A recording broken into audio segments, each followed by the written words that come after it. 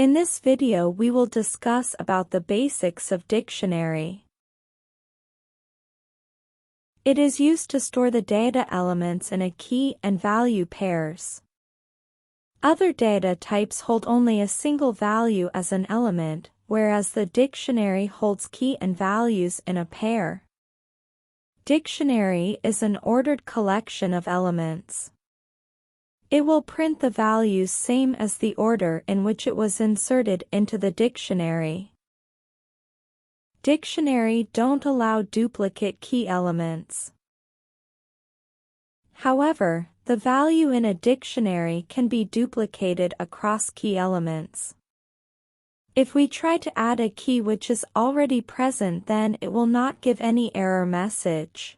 However, it will overwrite the existing value associated previously with the key. If a new key is passed, then it will insert a new key value pair in the dictionary. The elements of the dictionary are surrounded with the curly brackets. We can have any type of data type in the dictionary as an element, such as string, int, boolean, and list data types.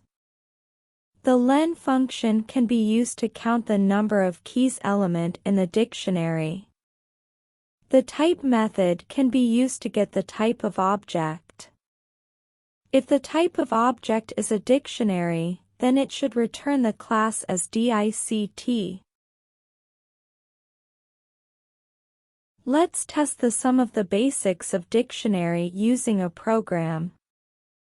In the program, a dictionary is defined as test_dict. We will create 6 keys in the dictionary from A1 till A6 in curly braces. Key A1 has a string value as hello. Key A2 has a string value as world.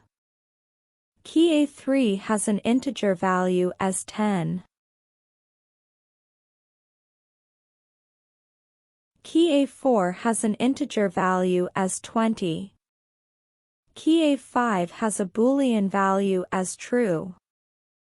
Key A6 has a list value with 3 values as 10, 20 and hi. First print statement is added to print the complete dictionary elements. The second print statement is added to print the value of key A1 and key A3 separated by colon operator.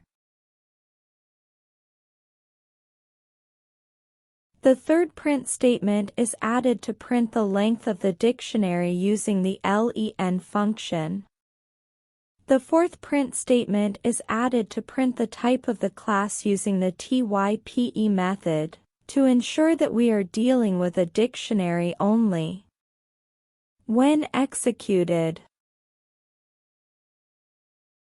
we can see that the first print statement prints the complete dictionary elements including the key and value pair together.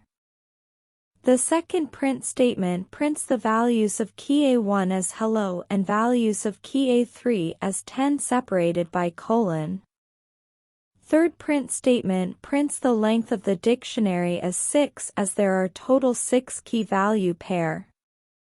The fourth and the final print statement prints the class of the object as dict, confirming that we are dealing with a dictionary object.